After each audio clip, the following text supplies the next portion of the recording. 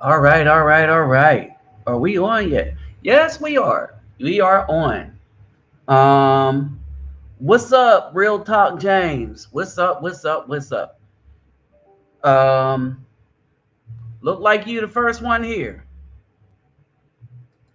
Um, so as I get ready to get this party started right and get this party started quickly. So as they used to say back in the day, hey, what's up, Mr. Pirate Brains?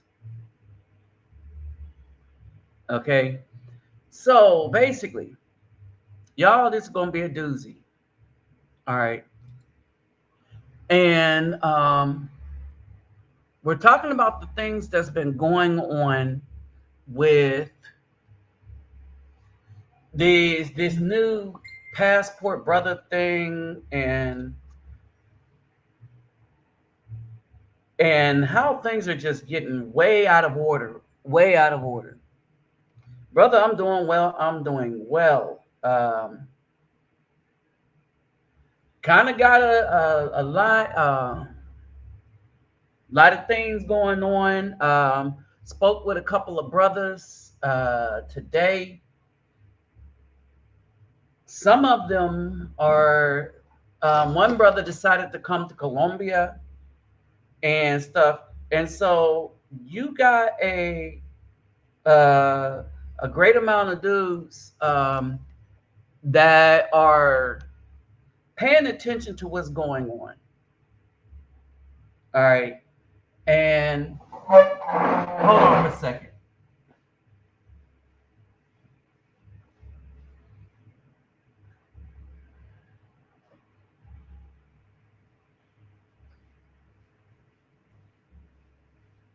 All right, so as I say, how we need to pay attention to what's going on. Sorry if I sound distant. I'm standing up right now. There we go. So as I mentioned, hey, what's up, Zimalu? All right, to the brothers out in here. Don't forget when you're coming in, don't forget to hit that thumbs up button for the algorithm. But per this discussion, there's a lot of stuff going on, and the dynamics is changing daily.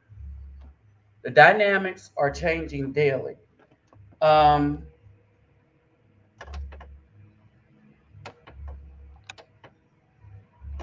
and what's happened is a lot of brothers started to understand that we will forever be unappreciated no matter what the new all these movements by black women, no matter what they do. We start realizing that, wait a minute, these are the same women that didn't want nothing to do with us as good men. And we're going to demonstrate today and outline how their desired outcome was to be able to control the thug element and have babies by them, by making babies with the worst of us, while at the same time seeking to have the men they didn't want actually pay for the babies. All right. So they wanted to make the babies from the thug element while having the working element brothers pay for them. All right. And this was the thing. And such was this sucker move. All right. Because that's basically what it is. Such was this sucker move that it would forever trap any brother that married this woman into the responsibility of the dude that she really loved, but he wasn't going to be responsible because that was not in his nature. All right. And one of the things we need to stop, and we need to clown the Hotep people. We need to get on them dudes that try to force brothers that didn't cause the problem to take responsibility for it. And that's what you have now. The Hotep people are trying to say that Afro men need to take responsibility for problems that they did not create. And I want to be really, really clear with this. All right. I want to be really clear with this. No Afro man should be forced, conned into, made to try to take responsibility for things he did not F up. All right. Can I keep it real for a moment? All right. No man, absolutely no man, should be held responsible for the F ups of the black woman and men she chose. No man should do that. No man should be held responsible. We are the only ones, we are the only ones trying to hold men responsible who had nothing to do with the F ups. All right. So we had nothing to do with the F ups, but everybody wants us to come in like Captain Saver and cover up for the crap that these females started and messed up for themselves. And no man, I'm going to say this again, no man should be held accountable for somebody else's F up. All right, and now let me, before we dive deeply into this, let me explain some other things. If a man got with a woman and he was trying to take care of her and his children, and she decided to use the court system to rip his child from him, just out of spite and stuff like that, that's on her too. All of that is on her. If she tried to harass the dude with the child support stuff, if all of this is about control that the system had given to her, and with this control, she decided to the B Dub decided to make an adversary of the good Afro man while laying up with the rotten rotten black men who didn't want to do any better because they didn't have, quite honestly, they didn't have to do any better, right? And so they wanted to get with them, and that's what they did. They created most of the children that aren't being taken care of were created by the minority of Afro men in the so-called black community. All right. But what's worse? What is worse is this. Now, and this is why I asked this question. These are the same black women that didn't want us, right? And they came up with a thing of how they're going to steal us away from getting passports and being with the other women as if the Afro man belongs to the so-called black woman. And they got most of this crap in their head. This stuff was put in their head by the simps. And the simps would include those tools of massa that's on TV, that's on all these news shows, that's on all this. We're here for the black people to uplift and to get stuff for black people. Roland Martin ain't never did a damn thing for the Afro community as a whole. His pockets got fat.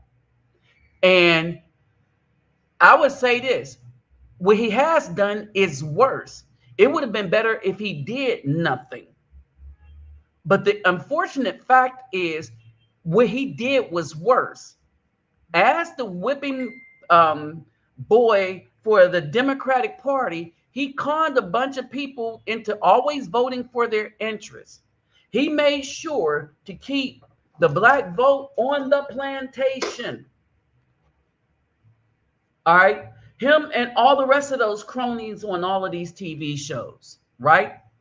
And so the question is, Do the American black woman that didn't want good Afro men just want to steal us back to steal our joy?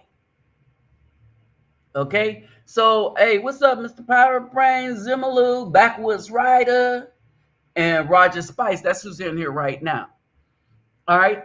And so therein lies the question. Therein lies the question.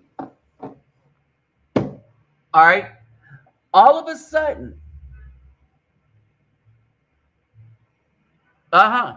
remember, when I first did that nail you have holding up this tent is a bad one, and you need to exchange it with another. When I mentioned that, that was years ago.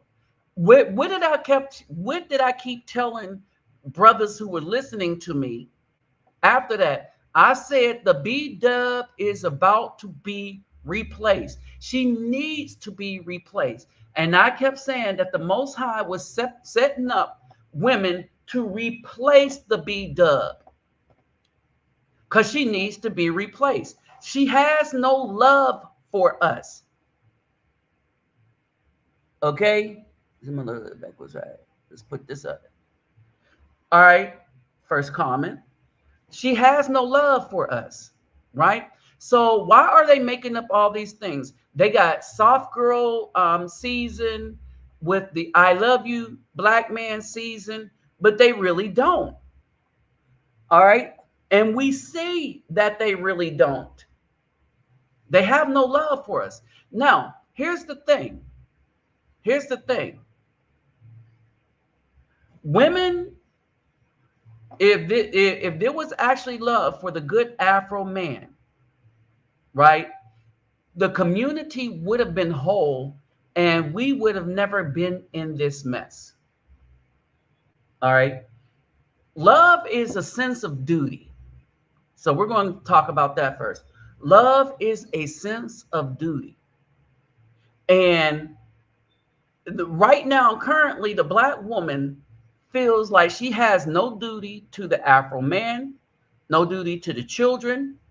Oh, she has the children. She wants control of the children because the children are a check. Let's not forget that the children in their minds are a check. So I'm prefacing this video with all this, and I want y'all to keep this in mind because we are going to establish with this video all that I am saying now.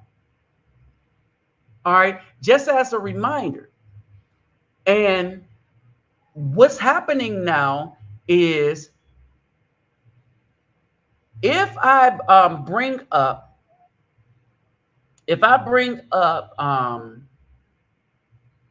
let me bring it up. If I bring up Jasher, right? What you will find is these women were acting.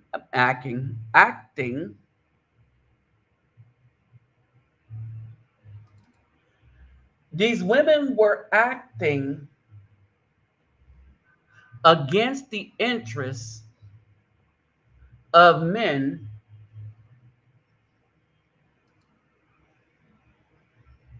that they should have taken as fathers.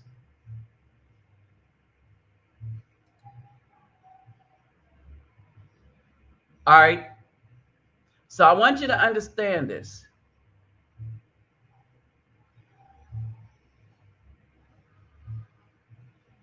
All right.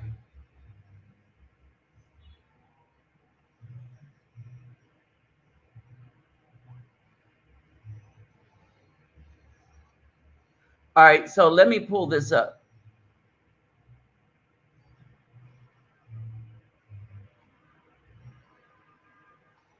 Okay.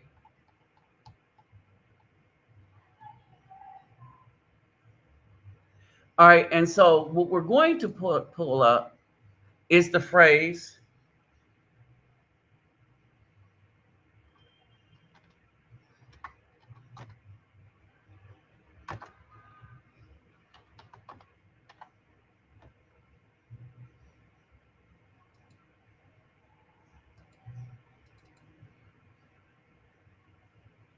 Let me delete this.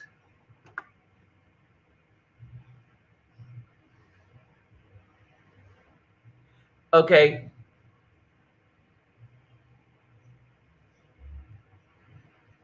I want to pull this up real quick.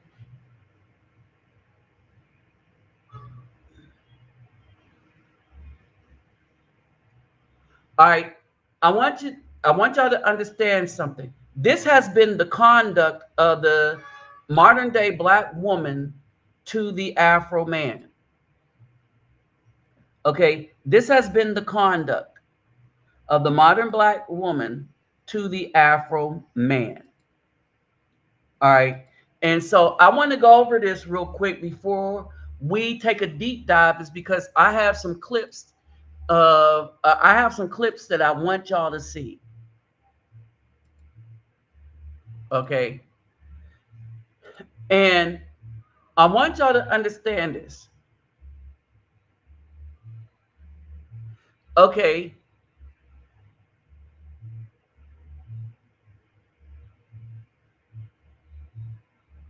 Okay, I'm done with this. Let's start here at 24, right? And y'all let me know that y'all can see this clearly.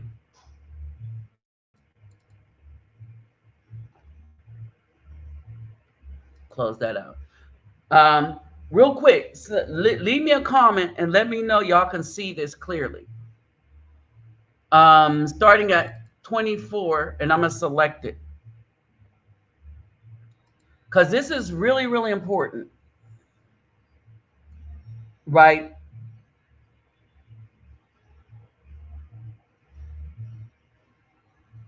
All right, this is really important. Hey, what's up, Captain Marvel? So can y'all see this? Can y'all see this? Okay. Because I know I can see it clearly, but just because I can don't necessarily mean you can. All right. So I want y'all to get the whole story, right? And this is wisdom coming from way back. And I want y'all to understand this.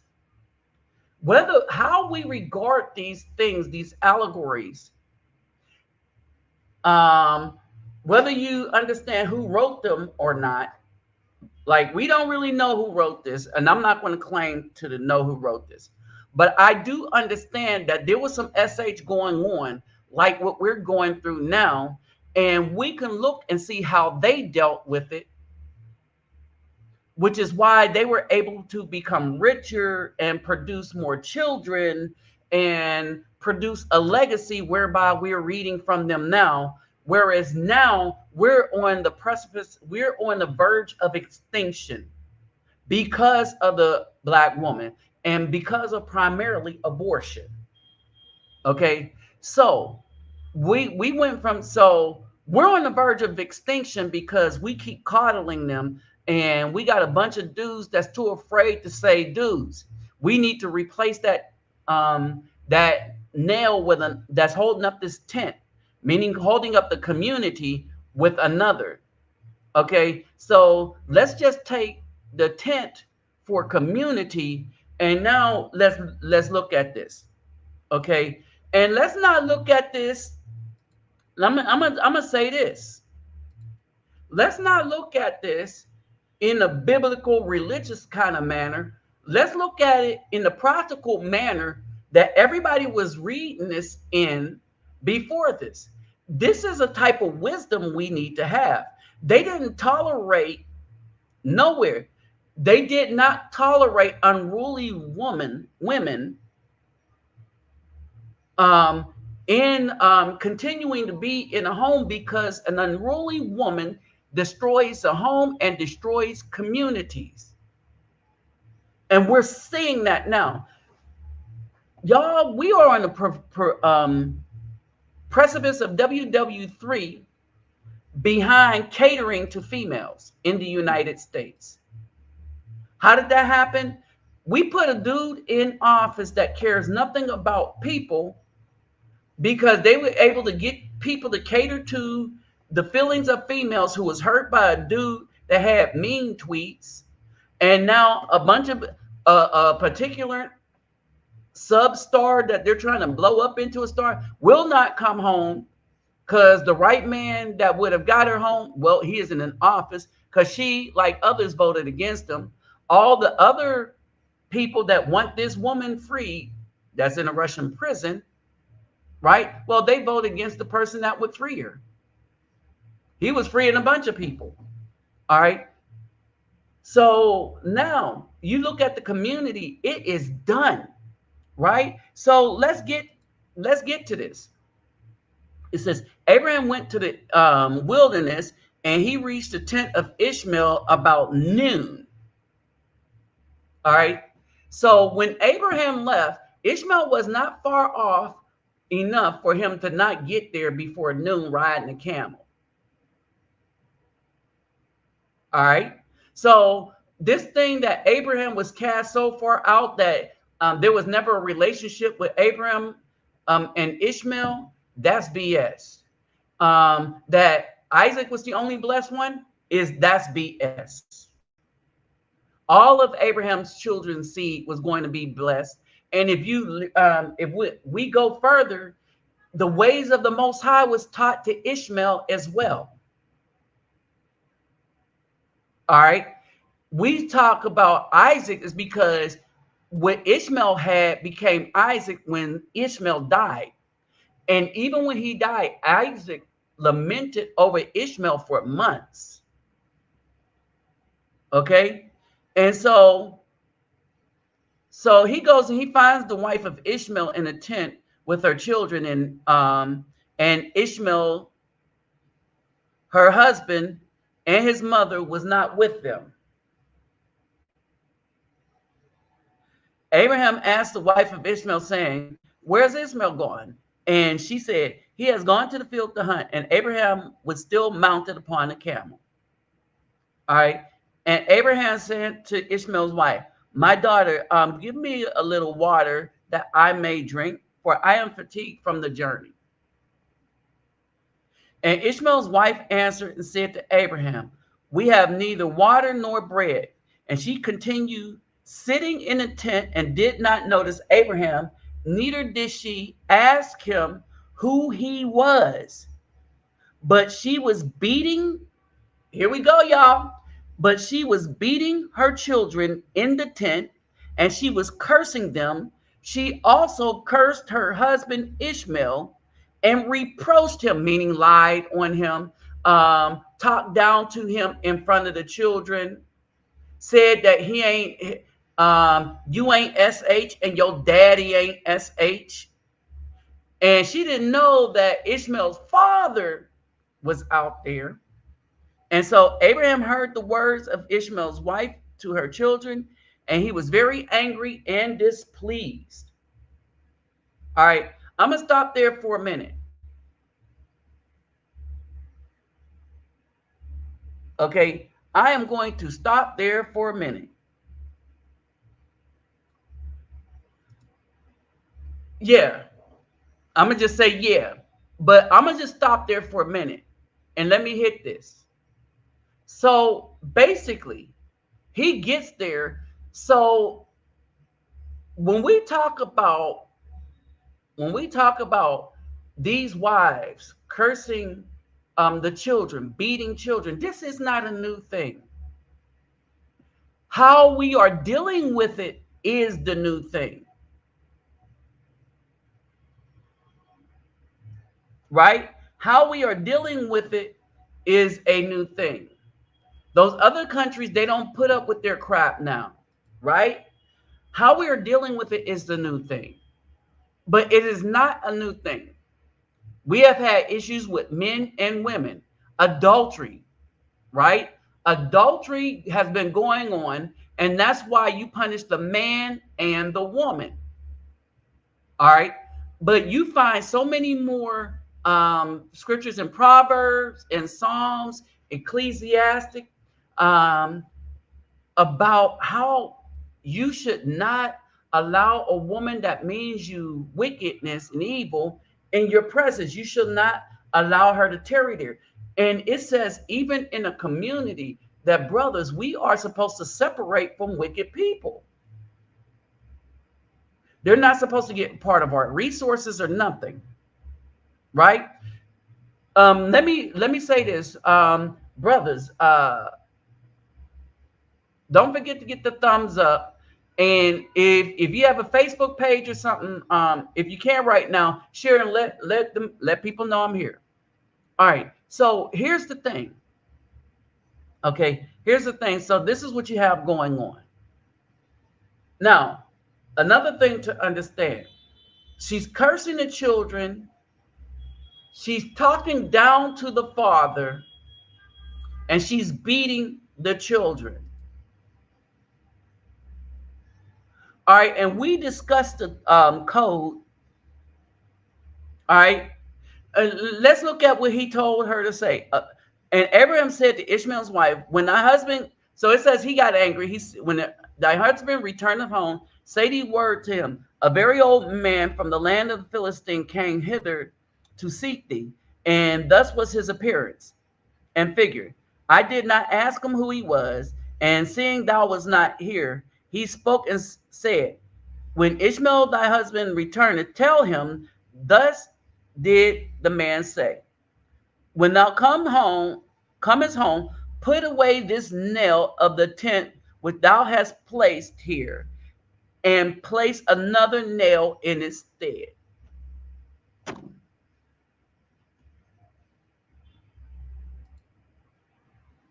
All right. What's up, Ozeki?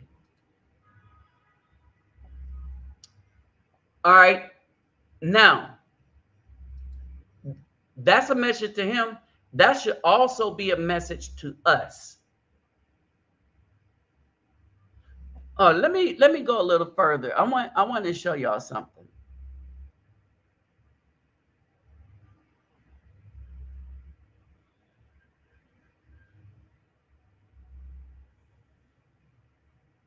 All right, let's go here. Ishmael understood what his father said, and then Ishmael went to the land of Canaan and took another wife. He brought her to his tent, to the place where he then dwelt.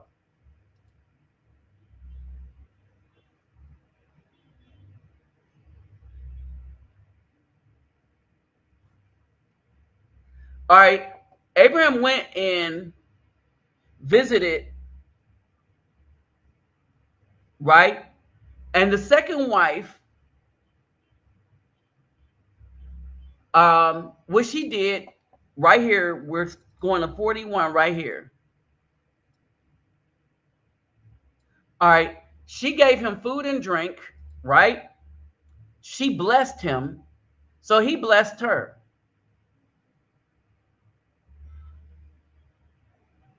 And he gave her the same kind of riddle. And let's get to 44. And he spake these words, saying to him,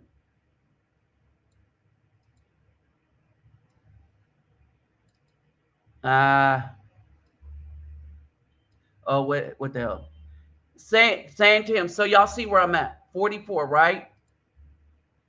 So the woman that took care of the children, that was good to the children, he spoke and he said, when Ishmael, the husband, came home, say unto him, the nail of the tent thou hast is very good. Do not put it away from the tent.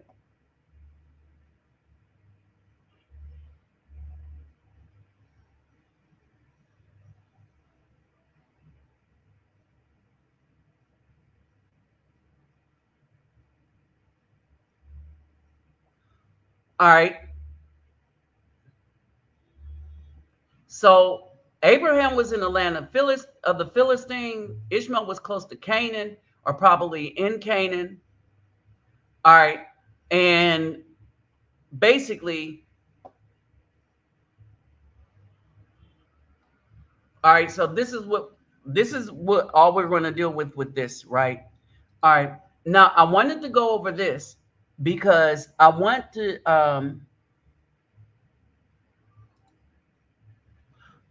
to understand now that we're about to get into the meat of everything that's going on. All right.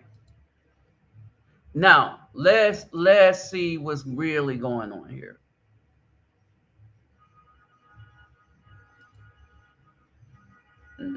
No, not what I wanted.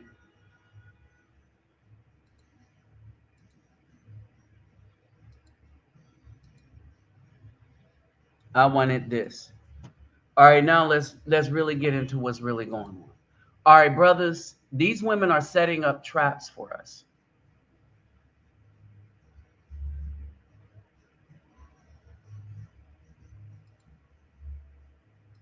All right, here we go.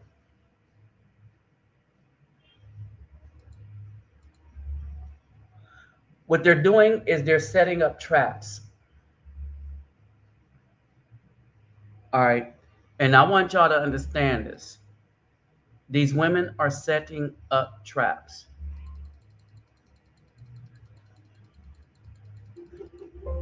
They don't really want anything to do with good, decent brothers. Right. And so these are the same women that called us lame and all that. Right. All right. So do we tolerate it? And the answer is a hell to the nah, to the nah, nah, nah. All right. What's happening is that these women now see that their backup plan to only get with us as we accumulate wealth ourselves, all right, that as they hit their twilight and start hitting that wall, then they want to get with us. And their thing is, okay, I'm going to get with him now that after I've been run through, I'm not going to be able to present him with any children. Okay. Um, I'm not going to bring anything to the table. Okay. So she's not going to be able to have children. She's not going to be able to bring anything to the table. I want y'all to understand something. No children, can't bring nothing to the table, right? And then at the end of the day, after she can't bring anything to the table, after she has no children, can't bring you any children, what's going to happen is,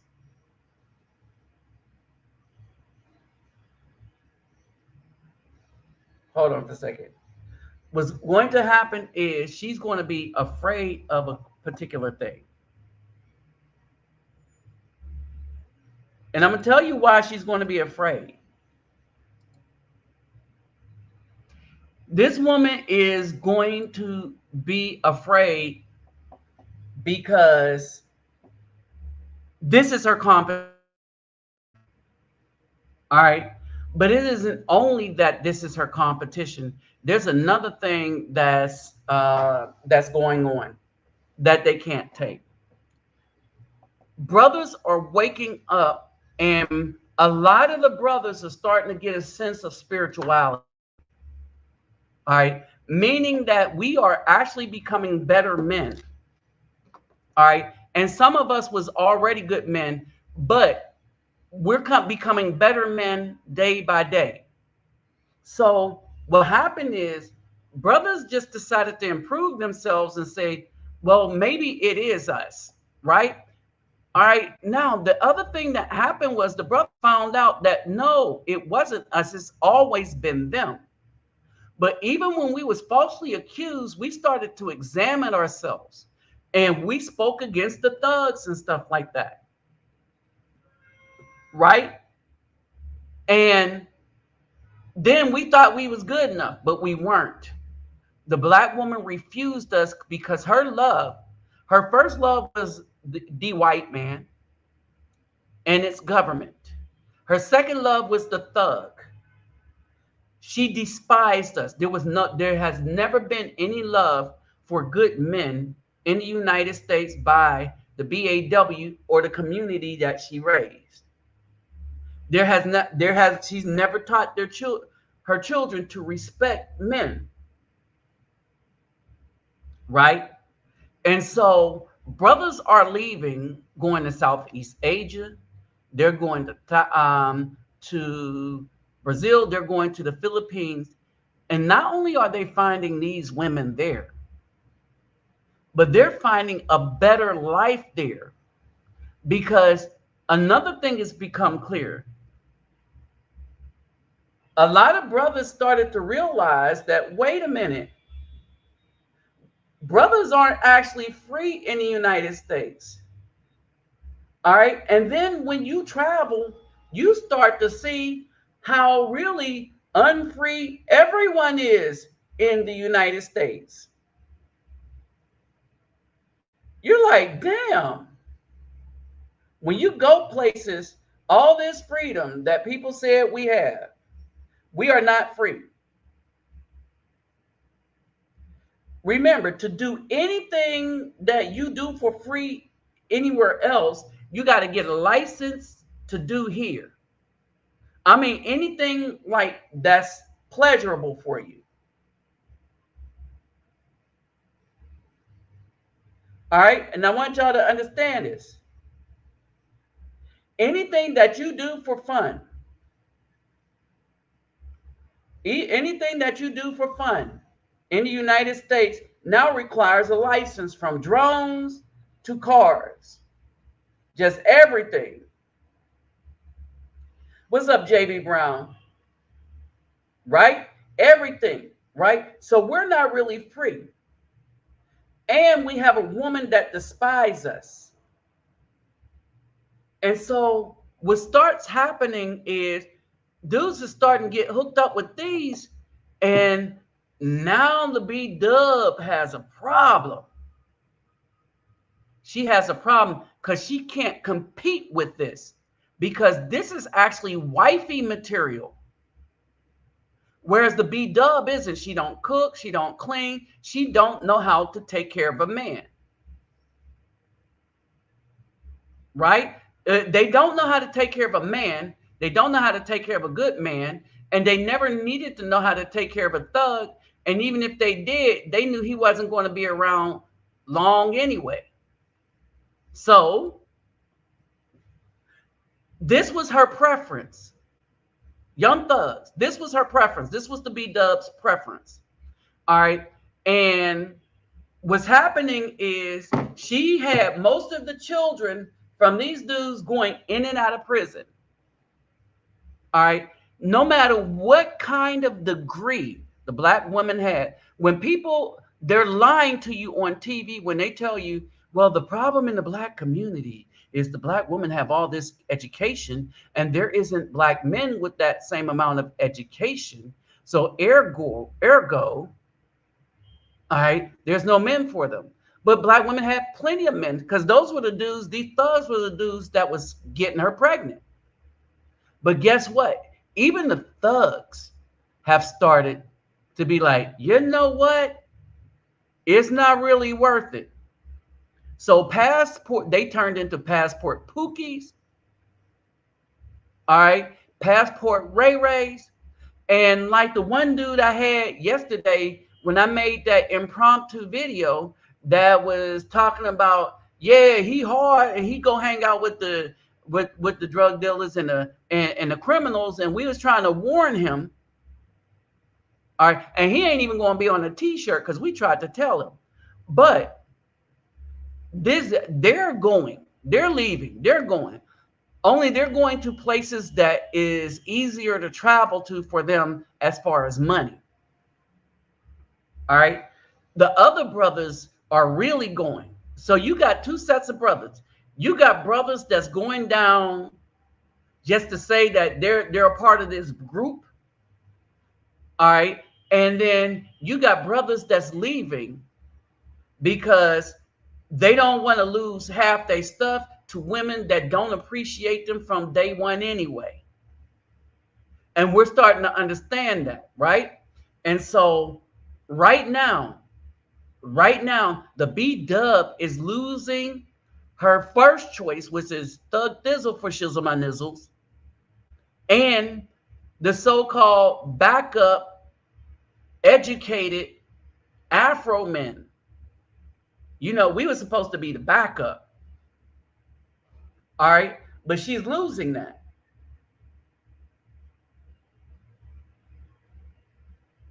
Hey, what's up, Autobot? Jazz man. Hey, what's up, Space Rice Krispies?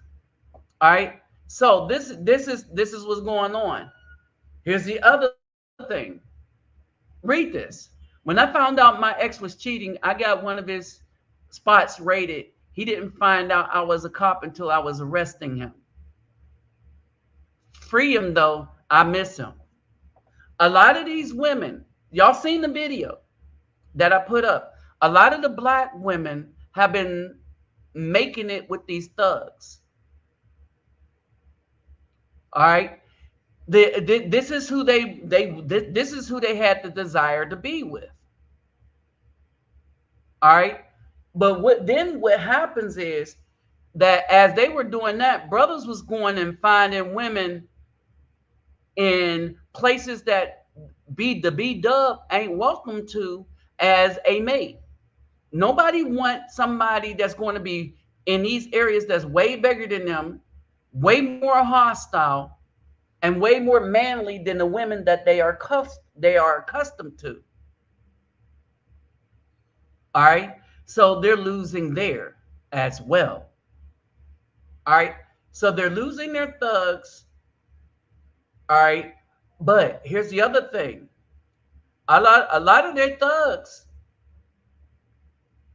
a lot of their thugs are in the penal system. All right. So now when it comes to they're losing their temporary fund dues and they are losing their regular dues. And when they see what the Afro man is pulling in these other places, then the myth that nobody wants you, Afro man, goes flying out the window, but breaking glass and falling and smashing in pieces on cement. That myth is shattered. And the Afro brother is starting to really find out that he is very much desired outside of the United States. The only women that don't want him in the United States are black women. Think about it. Candace Owens, she decided to only become a Republican conservative when she married a Caucasian man. Same with the other women in politics. It's a power grab position. That's what they're looking for, right? Whereas the Afro man is looking for the ability to be able to live in peace, raise children, and leave a legacy. Two different things, two different goals, right? And by the time the B Dub get finished working for the Caucasian man, she's old, worn out, wondering where her children are that could come and give her some company, take care of her. What about a man, right? What you see is clubs. Brothers can still go to clubs in these places. But here's the thing, these clubs really don't exist in the United States anymore. I mean, think about it. How many people go out in the United States anymore? Nobody go out. They got tired of the black woman's bad attitude. The tricks of her getting you to buy everybody drinks at her table. All right. And brothers start listening to her. Oh man, I'm gonna go out to the club and get this ninja to buy me a whole bunch of drinks. She's gonna buy me drink, my girl drinks and stuff. And they go out and they have a ball off of your money. They go back home to the thug. All right, get run through by him, produce more children. But they're like, okay, no problem, because we'll just blame the Afro man. All right, but they got one big old major problem. They losing. And they're losing so bad. All right. They're losing so bad. But here's the other thing. When good men go somewhere, they're putting other brothers on game. All right. And when the brothers are going to Thailand, there's another thing that's happening. When they're going to Thailand, the Philippines, and Brazil, even the Thizzles can't shizzles money for those places and stay long. The brothers that's going to Thailand, the Philippines, and Brazil have made enough income, or they found a way to make some income so that they can stay there. Okay, so I want y'all to understand this.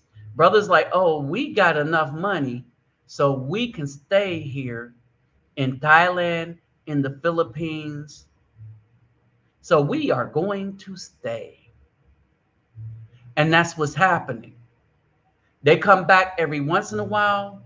And the Afro man, for the women that gets with the Afro men, so the women that's dated Caucasians and Afro men, the Afro man is the pinnacle because of how we look at women and how we look at family. So again, they can't compete. They know it's over. They can't compete.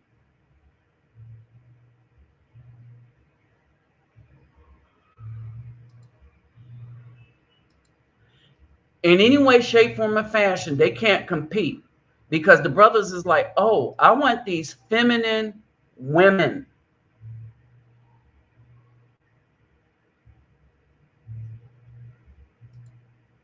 All right, what's up, JB Brown?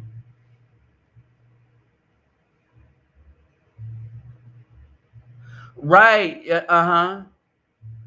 right. And so they're toast though.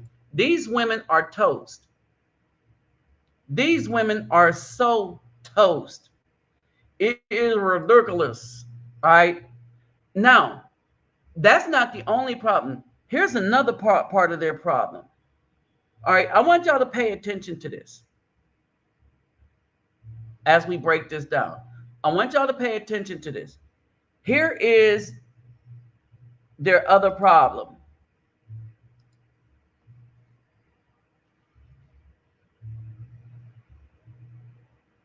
All right. Hold on for a second. Now, remember, we kept saying that Black women don't want good men, they want thugs. Come out now with kind of like get these stories out? Because it's like I'm tired of All right. Now I want you to pay attention to this. But not only do they want thugs, they only want to use Afro men. And their children is a check. The man is a check. All right.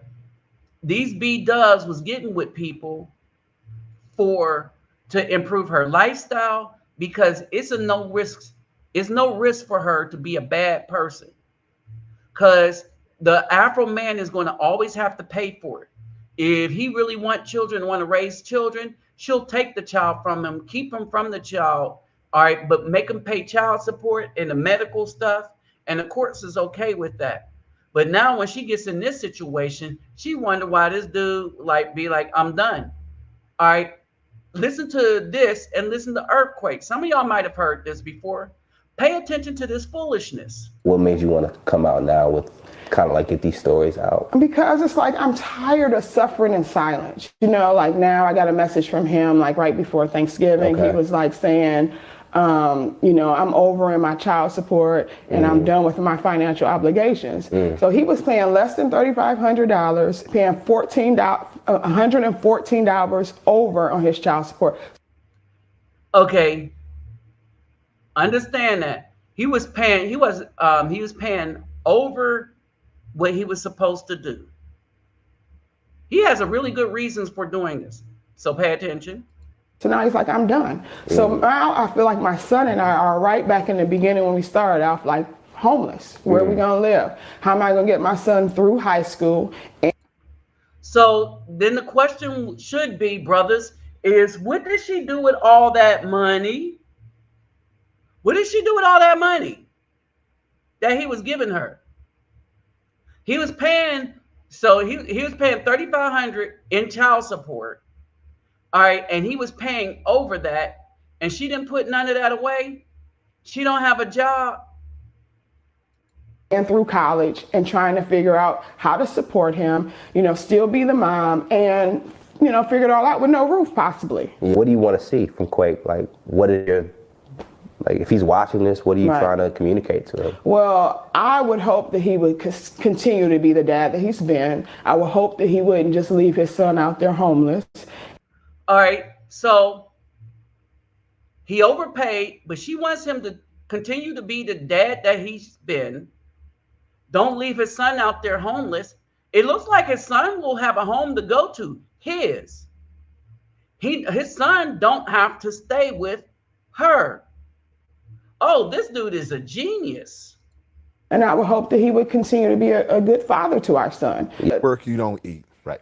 If you have a young lady, which she is, and you know that if I mess around and get sick, I will not make money to pay her. So my thing is, let me put some extra to it so I build up some working capital. So Earthquake said, let me put some extra to it so that he could build up some working capital. But why did he need working capital? So in case I get sick, I have payments I already paid. Thanks to the good Lord, I never got sick. So those 15 years of extra payments accumulated to 6 months early of me paying. So I say a joke, my son is 17, but in child support years, he's 18. Okay, and so he paid 6 months early. So he's been giving her all the extra money, and it turned out that he paid up to 6 months. He's paid to where he paid it off 6 months early. That's it, 6 months early. So my question is, how is her son going to end up in the street? She's worried about herself ending up in the street. Right. So if women want a man to pay the arrears for the money she didn't get, then if you've been paid overages, you can't keep that too. You can't have it both ways. And if you spend it, and because you spend it, now it results in you not able to sustain your standard of living, how it is it my fault? And it is not his fault.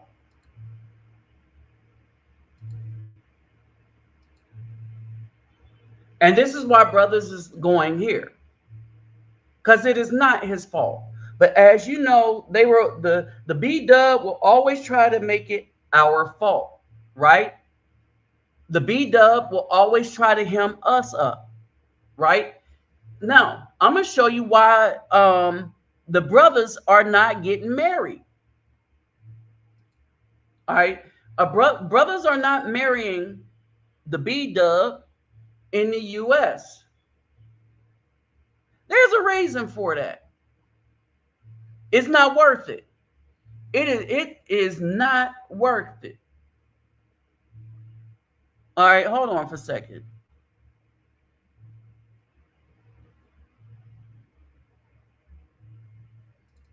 This one says, if you could only age constantly like a child in my People own in house. love, they All right. All right, listen to this.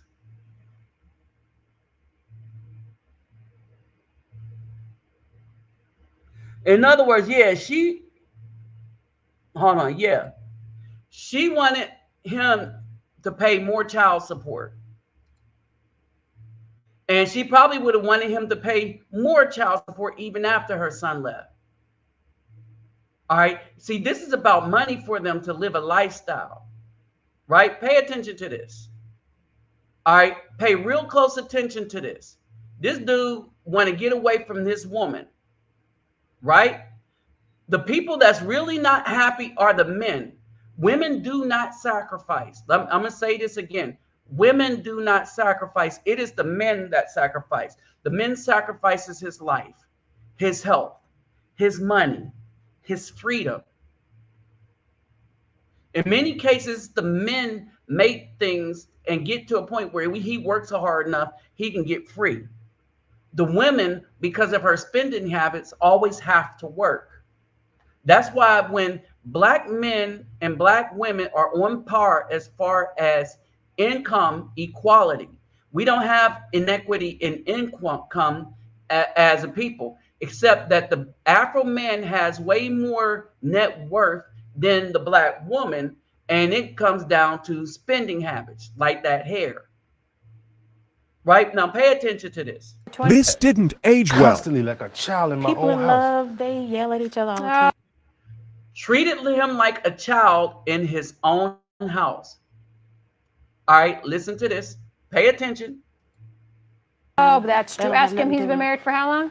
Over 20-something years. Over 20 Look at him though, he look mad. You don't look happy, brother.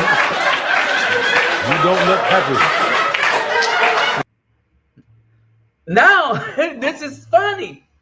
This is funny. He said he looked mad. He said, you don't look happy. What's up, Negro Sam? He said, you don't look happy. Right? All right. Oh, there's a twist to this. All right. And so y'all can get a full thing. This didn't age well. Constantly like a child in my People own in house. love, they yell at each other all the time. Oh, but that's true. Ask him, he's been married for how long? Over 20-something years. Over 20 Look at him though, he look mad. You don't look happy, brother. You don't look happy. You see how he laughing with his hands on his chest? He's laughing like, bruh, how did you know?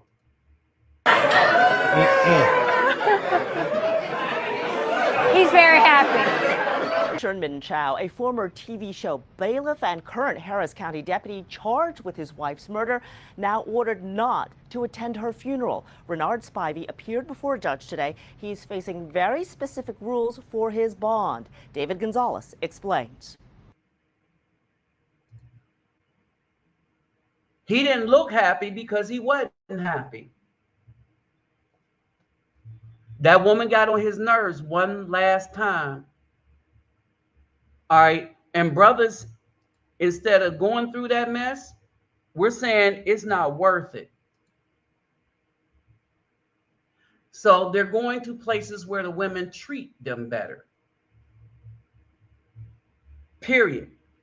All right. And so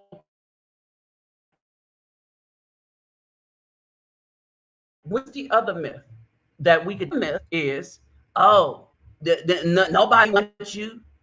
Them women don't want you. Okay? Them women don't want you. Nobody wants you. You garbage. You garbage.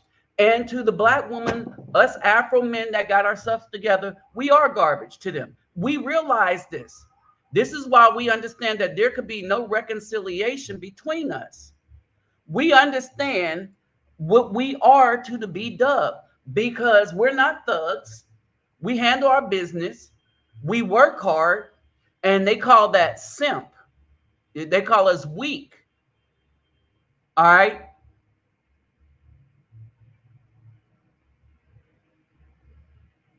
Understand this. Honestly, it's the color. For me, honestly. But I thought nobody wanted us. Okay. The women that everybody's saying look better love us. Honestly, it's the color. Like, I like dark skin because I like the way it looks against my skin. It's like so different. You know what I mean? I don't know. I just love it. And it's the lips for me. It's the build for me. Like, it's, I don't know. It's just I like the hair, like the kinky hair. I just love it. There's black men out there that. All right, so she likes our fro or kinky hair. Everything she likes about us, the B Dub doesn't like about herself. And remember, it wasn't us telling the B Dub to get all those changes, is because we like the B Dub in her natural state. It was other B Dubs telling the B Dub to make changes to herself. It wasn't us Afro men. It was other B Dubs.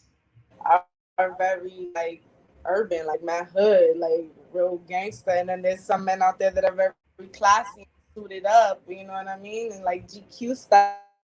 All women kind of want to be controlled in a way, though. Like, we want to be hit with the tate quieto, like, I got this, you know what I mean? Like, I'm going to tell you what's up.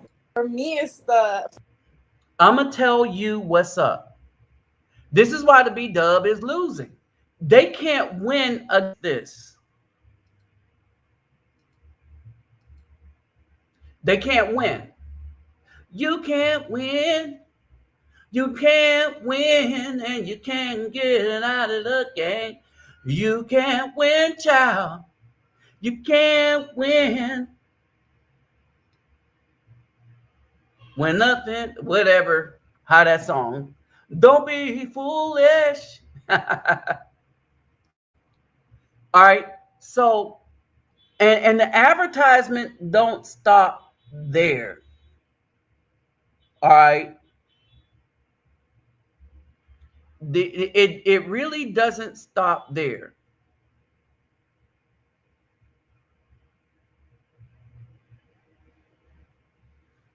Okay, hold on. Let me do something real quick.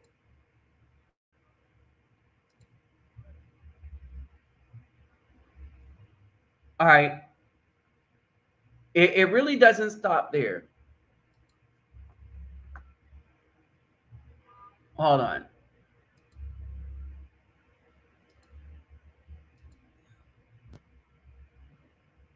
I'm going to show y'all something real quick.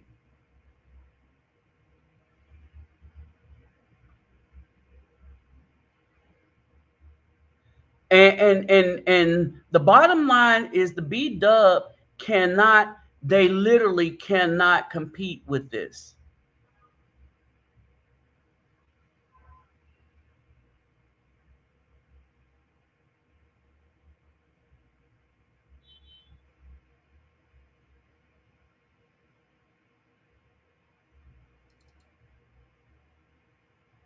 All right.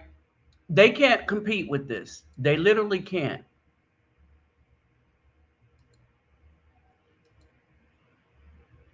I just wanted to get it where I can mute the sound, because there's two other ones I wanted y'all to see. All right, like the B Dub.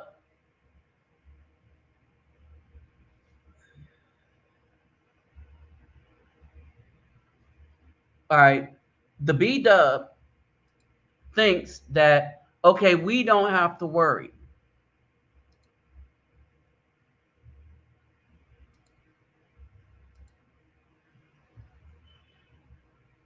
Not realizing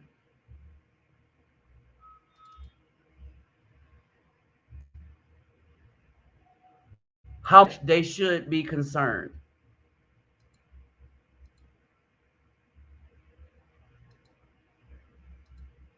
All right. So, and that's the issue. They're like, okay, we got this. We don't have to worry about crap, right? And they don't know that they should really, really, really be concerned. But then again, they don't feel concerned because for them, for the B Dub, they are like this. All right. They are like this. And they don't care how we feel, right? And so they thought they was winning because they were being elevated by the system to be as destructive as they could to their own community, their own families. All right. And now that they're hitting that wall, they got an issue. But here's the thing.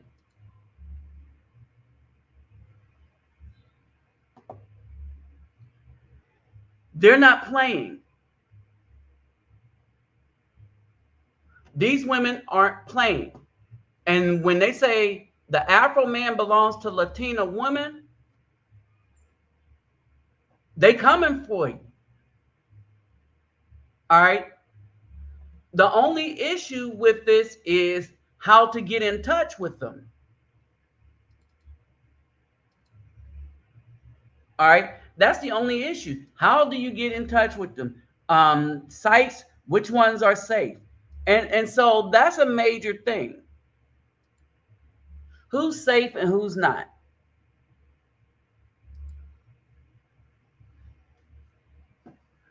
All right. And so you have this.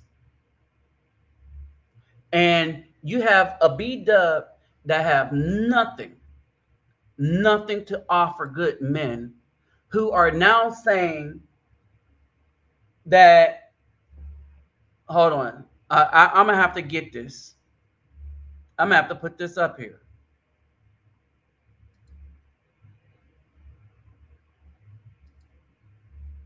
Let me get this up here from the desktop.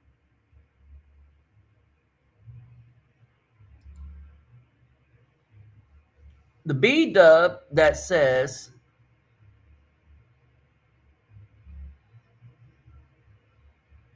oh, stab or S. Pay attention to this. Just sit down and try to pick your brain and see what you were thinking, what your thoughts are, what you're hoping to do, whether or not it's possible, all of that. So before we get kind of deeply into this whole idea, would you mind just explaining to the audience what is STAB and how did you come up with this whole idea? Okay. So, you know, I've always been kind of in discussions and on panels with SYSBM, Passport Bros, and all that. And SYSBM, no, she haven't. She's been on panels with dudes saying they SYSBM, but they're not SYSBM. SYSBM is the group that Brother Dwight started with some other brothers that I promoted on behalf of Brother Dwight way back in 2016, 17. All right, that when I started promoting them. All right, and they were doing stuff before then. And me and Alan from We Need to Talk kind of came up with this theory where. And when she said she was in groups, meaning she infiltrated groups of fake dudes that don't represent Afro men, whose agenda is to try to get men to stay with the toxic women that didn't want us in the first place. You know, it was like STAB, steal they ass back. And he made it a hashtag, and I was. Hold on, let her. So this dude came up with this. So let's go back so that we can get it. Like, I love that idea. So what the idea, and I guess what my channel is turning out to be is Black women that are saying we don't want our Black men leaving us. And it's to show Black. What she means is they don't want the thugs leaving them. All right. They didn't have a problem till all the thugs start leaving. Understand that. All right. And they didn't have the problem when they got old, their backup plan, that's us, start leaving them. So for the young ones, they wanted the thugs. For these old ones that hit the wall, they wanted us, but they thought we was going to stay around for the dust. Nope. Just sit down and try to pick your brain and see what you were thinking, what your thoughts are, what you're hoping to do, whether or not it's possible, all of that. So before we get kind of deeply into this whole idea, would you mind just explaining to the audience what is STAB and how did you come up with this whole idea? Okay. So, Send them to my you know, Facebook. I've always been kind of in discussions and on panels with SYSBM, Passport Bros, and all that. And me and Alan from We Need to Talk kind of came up with this theory where, it was like stab, steal they ass back. And he made it a hashtag, and I was like, I love that idea. So, what the idea? All right, so it was a simp that made it a hashtag to try to help black women still back the dudes that left the plantation. And he decided to do that so that he could make money off of the misery of Afro men and the destruction that B Dubs was causing to Afro men. And he can't make money if we're all leaving. And I guess what my channel is turning out to be is black women that are saying we don't want our black men leaving us. And it's to show black. That was the whole thing.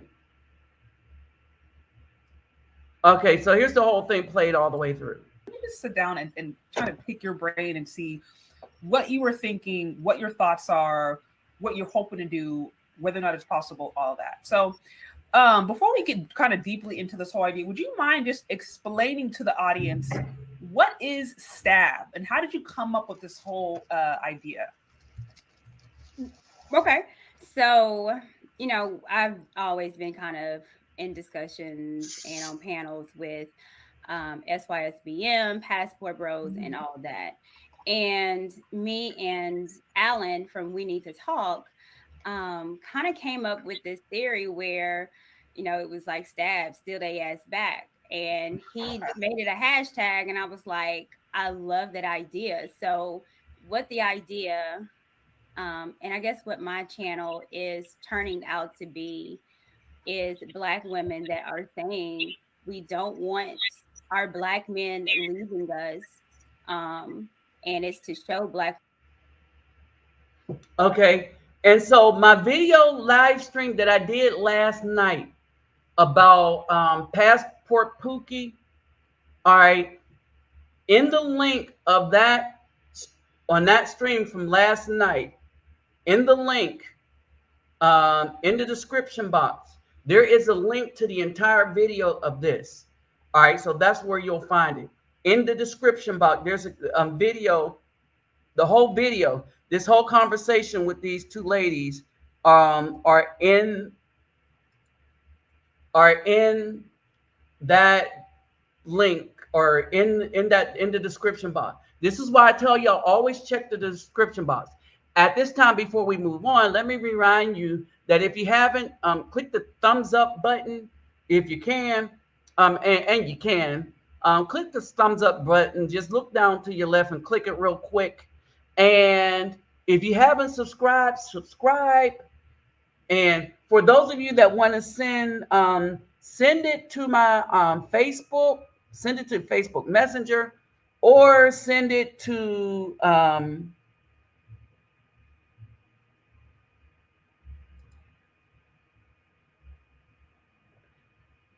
oh, thanks. Oh, let me say this because this is important. Before you send me anything, before you donate to my channel or anything, you always take care of your home and family first. Take care of yourself first. All right. From out of your abundance you give. All right.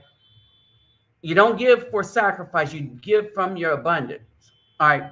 So with that said, and so as we get along here,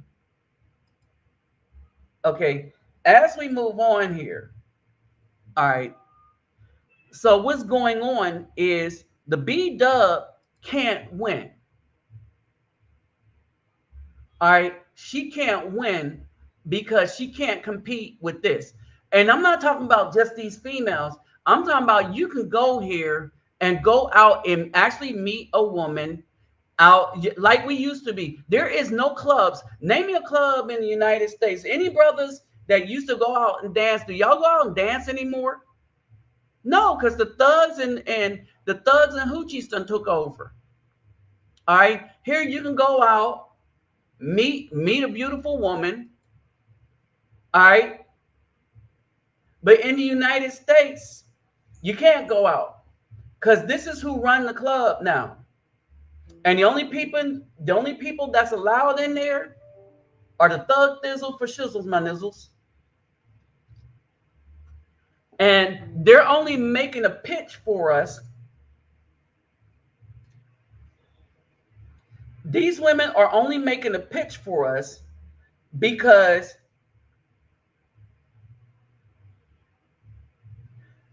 they're making a pitch for us only because that wall cometh and it is coming with ferocity.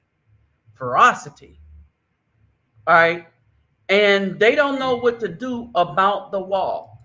If they haven't hit the wall already, they're hitting the wall.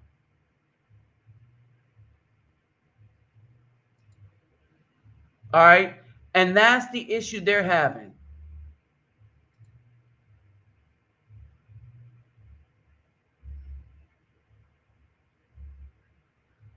All right.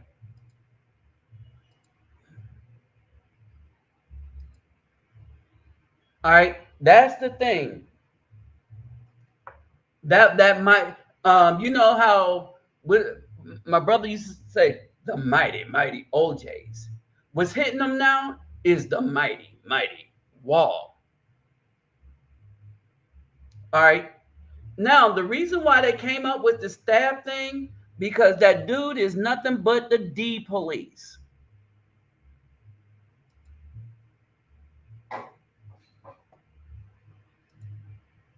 All right. Okay. Hey, thanks, brother. Thanks, brother. I heard something go through. All right. So all these D police that's trying to police up the Afro men, they never made anything like this for the black women. Now let me give you some statistics. Before 2006, okay, I want y'all to understand this. Before 2006, all right, all the way before 2006, up until 2006, well, let's say this for sure, up until 2013, but the year 2006, when I looked over the stats with the interracial marriages and relationship, the black woman married outside the race more than the Afro man. And he just only started to catch up. She was at 7 to 14%, and the Afro man was only at 2%. 2006 to 2013, he started going outside the so-called race at the tune of 5.6%. After 2013, there was a shift, and more Afro men started going out to about 2015 and 16, where it flipped, where more men, what's up, Dark Plague? Where more men, what's up, Daniel? Where more Afro men started dating out than black women. All right, so all the way up to 2006, the black woman was at least at twice the rate.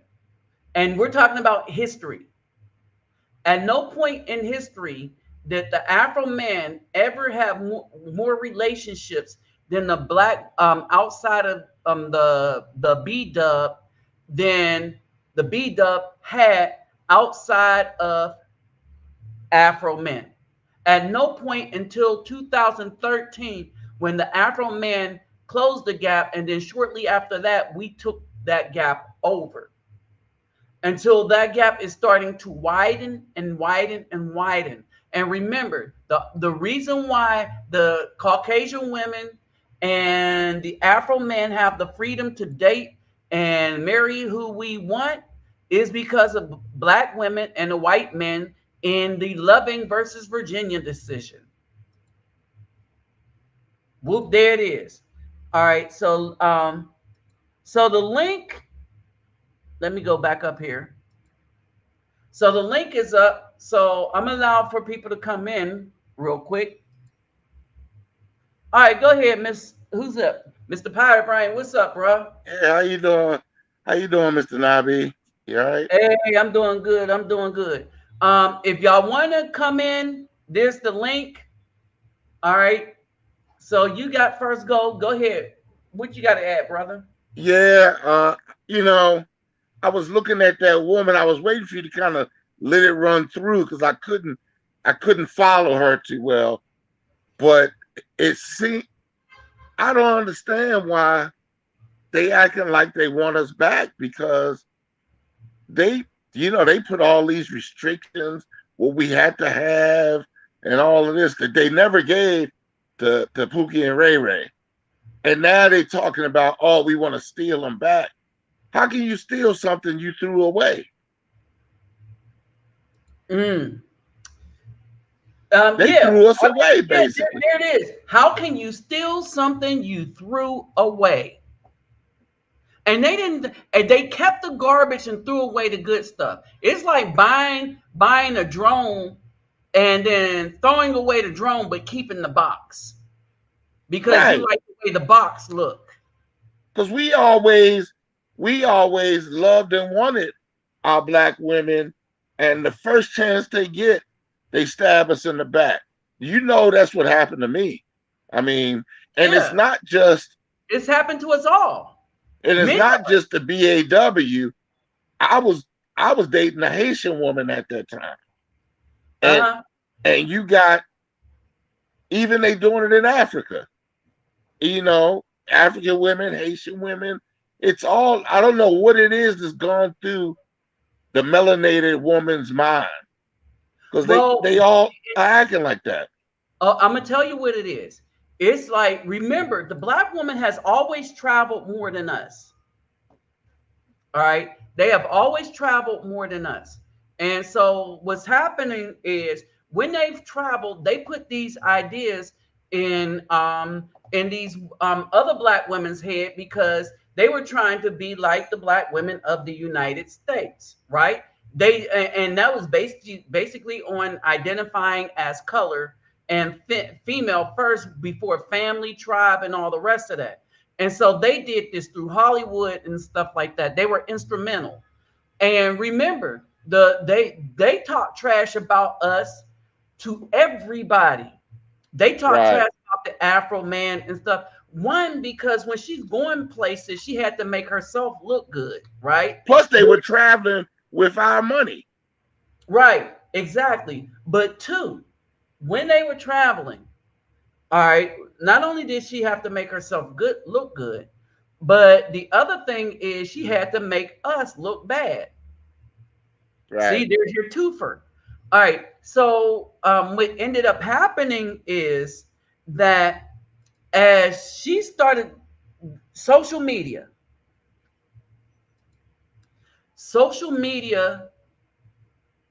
changed the game. Because social media saw the character of most good men while at the same time seeing the real character of the majority of black women. And what they see on social media is the majority of Afro men was battling against the minority who was doing wicked stuff. But then on the other side, they saw the majority of black women doing all kinds of stuff. And if you called it out, you got canceled. You got your stuff taken down. They see them as bullies, right? And so now no one wants to be with a bully, right? And so these black women went to push this Democrat message of family destruction all over the Afro world, but in places that was really like, okay, no, we were going to embrace our culture, they were able to not be a part of it to the degree where other places like the West were like weak of it. And so that's why in Argentina, that's like in Colombia, when you come to Afro male relationships, the dudes that marry Colombian women come out with a good deal, right? Yeah. Than other places. All right. Brazilian is a crapshoot, but it's a better crapshoot than being with a B dub. It's even a better crapshoot than being with a single black woman in the United States. All right. Yeah. The only time it's not a better deal is if the single black woman is a virgin. Of course, she would be single, right? Right. And so, hey, what's up, Lord Vader? Okay. And so what happens is that when you look at all these places, right, they're starting to walk away from it because United States right now across the world is being seen as a very, very evil and wicked place. Think about it. You got a Supreme Court judge that don't know what a woman is, that won't admit what a woman is. And people is like, okay, that is a whole nother level of craziness in the Muslim world, in the African world and stuff. This president, if he did anything else, he made everybody to wake up to how wicked the United States as a collective is. And so the problem isn't just the government. The problem is the people that put that government into office and is defending it, right? And Yeah. here's the other thing. And so when Afro men travel, and Afro men that travel, especially going to the faraway places, not to the DR to get some, but the ones that's traveling to get away. So you got some traveling to get some, then you got some that are who are going to get some because they're going to go, they're going to party, they're going to meet people, they're going to get together, meet some women, right? But that's not their intention. They were traveling to get away from the evil, whereas some don't mind the evil. They going because they say, oh, there's game in another place. And even for the thugs and the simps, it is easier for them to go and spend all their money and go to the DR. Because when you look at it, the thugs and the simps are spending as much on the B dub and getting nothing in return than they are as much as they are by going to the DR on a plane round trip and getting some. Remember, the black woman wants you to spend $200-300 on a date. Yeah, it's craziness. Okay, You know, and you have to spend a bunch of money, right? yeah, and I don't know if you saw this happen a couple days ago. The Muslim community and the Christian community got together at one of those school meetings where they get together with the school board, and they were pissed off. They wanted to get a lot of those alphabet books out of the schools. You know, and it's getting to a point where people are starting to buck against it because the BAW voted so much for that stuff. And they're pushing it hard. They're pushing it. So how do you want us back when you're pushing, marching for, trying to shove down our throats every wicked thing that we say that is wicked that we're not for? You're pushing stuff that we say destroy our communities, right? You're pushing all this stuff and you're trying to ram it down our throat. And when we're not going to accept it, not only do the white people deplatform us, not only do they say we don't have the right to have our own desires and our own walk as Afro men. Remember, the civil rights was to protect us, and now it protects white people more than it protects us. And here's the thing: what you do in your bedroom don't make you a minority. Right. Period. What you do in your bedroom don't make you a minority worthy of what y'all did to us throughout history. Nabi, they have co-opted every movement we had. Even the Black Lives Matter. It started off as protesting when black men got shot, and it wound up being a big money grab for the alphabet LGBTQ people. Yep. The alphabet people, man, Candace Owen is doing an incredible But she documentary doesn't, on it. right, and I'm glad she's doing it, but she's doing it on behalf of her husband. It doesn't matter. It Hold it. doesn't It matter. does matter. It does. It hold it. I'm glad she's doing it. Understand this, but it does matter. All right, because that's part of the problem. She's not doing it to bring cohesion or she's not doing it to bring cohesion, more family value to Afro people. She's doing it to get people to vote. It's a voting scheme for the Republicans. All right, which I don't mind. I'm just saying we have to realize that that's what it is. She does not represent us. She represents the Republican Party. You're Hold absolutely on, let me right. finish. Let me finish. Now, if the Republican Party is going to represent Afro men like Trump. Now, this is the difference between Candace Owens and Trump.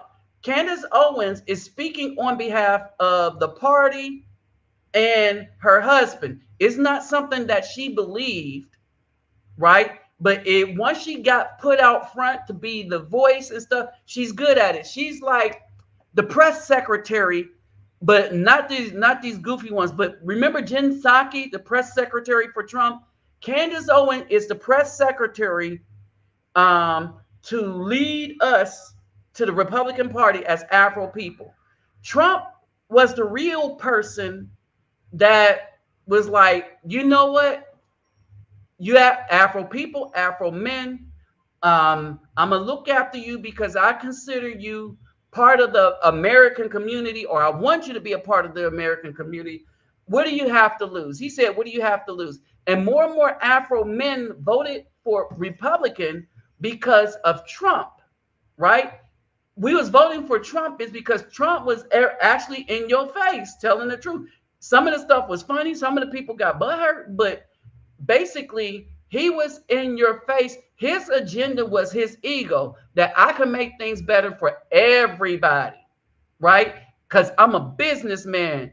And when he said it, before he ran, he said I could do this better than the Republicans or Democrats, right? And so brothers started to understand that. So there's a distinction for people that speak on that are speaking to us versus people that are speaking on other people's behalf and want us to join them. All right. I keep saying I like some of the stuff she puts out, but I recognize that the stuff she's putting out is stuff that she's trained to put out by her husband, the Republican Party, and the people that put her out front. That isn't what she actually believed, because she didn't believe the it. thing of it is, if you don't mind me adding to that, So let me finish this, because I'm speaking to everybody real quick. That isn't what she actually believed, because had she believed that, she wouldn't have been a Democrat all the way up until she found the Caucasian man. She would have been conservative, and he turned her conservative. She didn't turn her conservative. He turned her conservative, put her out front, this, that, and the other. Okay, that's that. So we have to recognize that for what it is because when we don't do that, we take shade away from the real conservative Afro people who's trying to represent Afro people. And this is why I'm speaking to everybody like this, because I'm conservative, but I'm not going to forgo anything that happened during slavery, Jim Crow, and I'm not going to act like it never had a major impact or is having a major. All the stuff back then is having an impact on the financial well-being of people because of what, say for instance, what Chase is actually able to do to Kanye West in New News when they could just unbank you, right? They got that power because of slavery. Their power, all these people that got all these billions that's trying to tell people what to do and not to do, got their money from slavery. So slavery had a direct impact on how everybody's going to be robbed of freedom, not just Afro people. All right. And so I'm not going to act like that stuff never happened. So I'm glad she's putting the stuff out. I am glad she's going against BLM because she has the resources to do it. But she's not going after them because they did something wrong. She's going after them because they did something wrong and they are the left. If they did something wrong and they were the right, she would not be going after them so hard. And that's my problem with Candace Owens. Whereas Trump would have gone after the right and the left. He's going after them now. And there are some Afro people who go after the right and the left. And I'm starting to have a new respect for Jon Stewart, who's going after the left. And what's this dude, Bill Maher, who is going after the left, calling them crazy. All right. So that's my thing, right? Candace Owens is doing what she's doing because it's somebody against her, and we got to see that, right? And so that's why I wanted to mention that. I agree, and I'm glad she's doing what she's doing, but I understand who she is when she's doing it, because she'll turn around and say slavery don't matter, institutionalized slavery doesn't exist, and it does exist. It's just that they got better at hiding it. All right. So I don't want to put her too high on a pedestal. I'm glad she's going after BLM because she has the resources to do it. Go ahead. The floor is all yours to rebut. All right. Yeah, I wasn't trying to put her up on a pedestal. Where I was going with this is that, yeah, I know exactly who Candace Owens is. But the thing of it is sometimes the Most High will pick the most ratchet person to get a point across.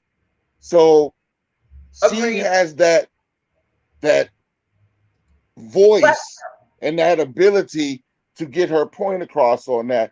And let us not forget that Trump was a Democrat before he ran for president. Exactly. So he's no different than her. He made that quick change the year before he ran. But he didn't hold it. Trump changed. This is what I'm saying.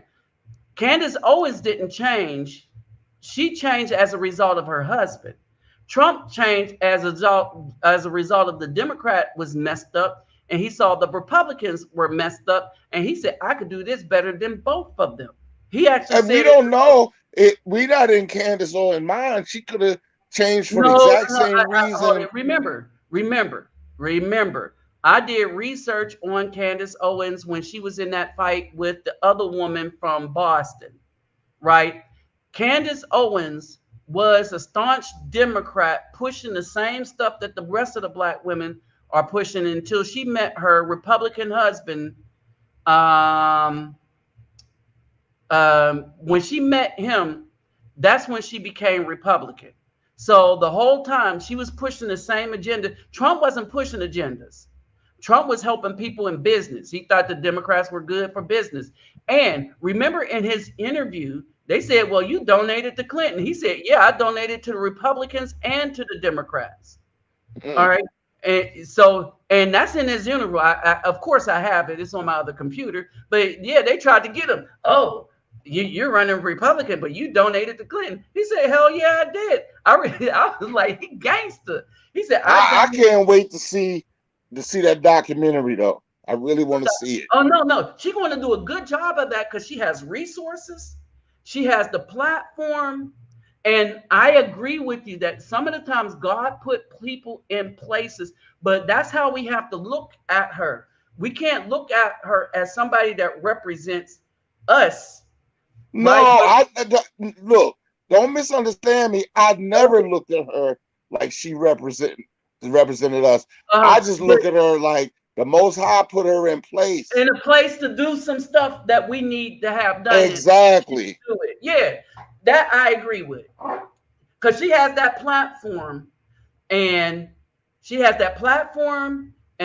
a lot of people that are going to see it because it's her. And remember, right? And she's killing BLM. It's like, okay, it's gone for good after this documentary. Right. Now, here's the thing. Now, but keep in mind, that the documentary that she's doing right now, I did in 2016 when BLM was getting started.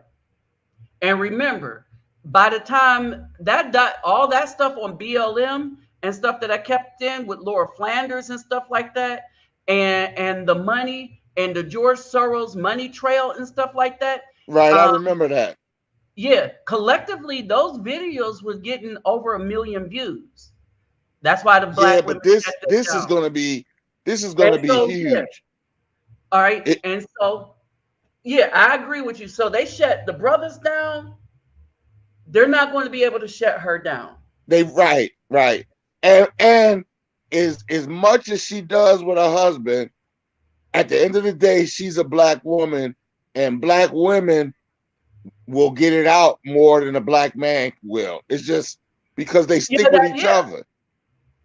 Well, they'll get it out more because our society is effed up.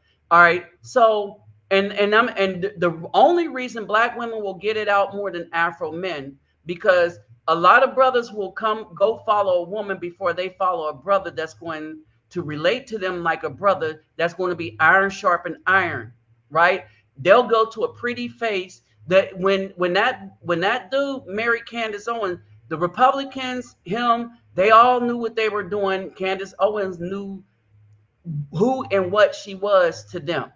All right. And she's been very instrumental in getting people to the right. All right. Bar none. All right. So I'm going to say that. But only in our society, where when you have this kind of discord, when you got this much going on with family, is it a discussion where most of the dudes will go listen to a woman?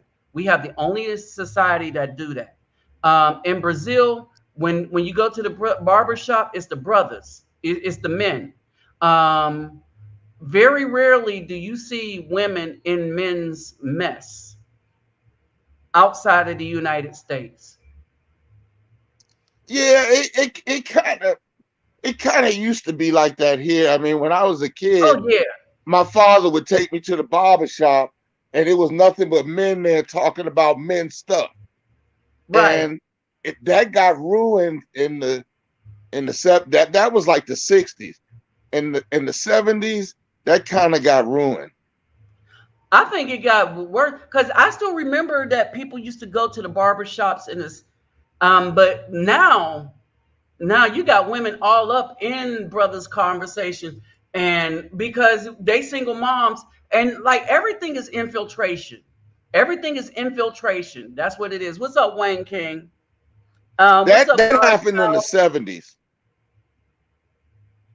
That happened because in the 60s, you would never see a woman in a barber shop. Okay. That happened in the 70s. And then if you look at the movies Barbershop, they had Eve in there and all that. We didn't have no women cutting hair. Right. Because the barbershop was one profession that if you was locked up, you could get out of jail and get a job at a barbershop. And I know this for a fact because I used to work in the prison, and I would get my hair cut at the barbershop in the prison. And then sometimes I got it cut at the barbershop not too far from where I live. And I would always see inmates in there cutting hair, or I should say ex-inmates, you know. So that barbershop was one job that you could get when you got out of prison. Okay. Hey, Tuvalu Panapa, he's making some great points here. Did you read some of this stuff? I can't. I'm on my phone. I can't see the chat. I got you. Well, yeah, you could probably catch it back up. He's talking about who Bill Maher and Jon Stewart are. They donate to both parties to hedge their bet. Yeah, Bill Maher. Paul. Oh yeah, Ron Paul. Yeah. Yeah, I don't. Yeah. Rand Paul or Ron Paul? I'm asking Tuvalu. Go ahead. What was you saying? Yeah, Bill Maher. I don't trust him too much. because he's kind of two-faced, and Ron Paul is just a blatant racist, in my opinion. Rand You Paul know, or Ron Paul? Ron Paul. Okay. He What do didn't you think say about Rand Paul is Ron Paul's son. son? Yeah. You know, he's a doctor. He's very well educated, but his father, he just has said some blatant racist stuff, and so I don't, I don't know if I would trust him. What's up, young boy? 24. So Rand Paul seems like a good deal. Yeah, he's interesting. He's interesting. And so all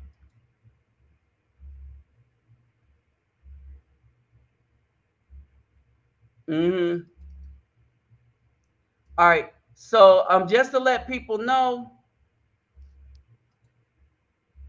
if you want to join a conversation, is here. So basically, so the deal is, I want people. People are going to do stuff that's going to favor us, but I want us to understand the people and their motivations when they do these things, so that we don't get sucked into thinking that they actually represent us. Because when they're doing the work of the Most High, they're going to go back to doing what their agenda really is. Right. Okay. You're absolutely right. All right. And so that's basically it. So he could keep raising some people up to work on our behalf. All right. But we got to be very aware of who people are and who they really represent.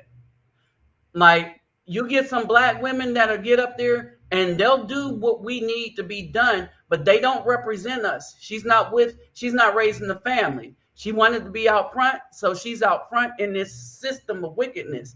And the reason why the black women are out front, because they put them there, right? But I call this, I see this as kind of what's going on with the Nephilim, how the Most High turned the Nephilim in on themselves first. Right. And then they got rid of, that's how I see it. Right. And so I don't make the mistake of thinking that people that don't represent us, thinking that they represent us. Oh yeah. I don't want you to think that was my mindset, because it isn't. Well, I wasn't specifically educating you. Again, I was talking to the whole panel. Oh, okay. Well, I was hoping you already was aware of that, because you seem pretty much astute. But while we was talking about her, I wanted to make sure the panel knew where I stand, and I did a few videos on her and some research. So, and so, like, I'm glad she's in the position that she's in, but I understand she don't represent us. She represents that party. Now that party may come to represent us. We shall see. Well, it did represent us before. Well, yeah, it represented us until they didn't in the 1960s, and then Trump just really brought that back. I gotta give dude props. The only problem that I have with Trump is that, yeah, he inadvertently brought it back, but with Steve Miller and all of them cats he had, Steve Bannon and all of them cats he had working for him, I mean, they were like stormtroopers. So, you know what I mean? I would put it like this. So Trump made some errors in some of the people he got to work for him, because they were really black hats.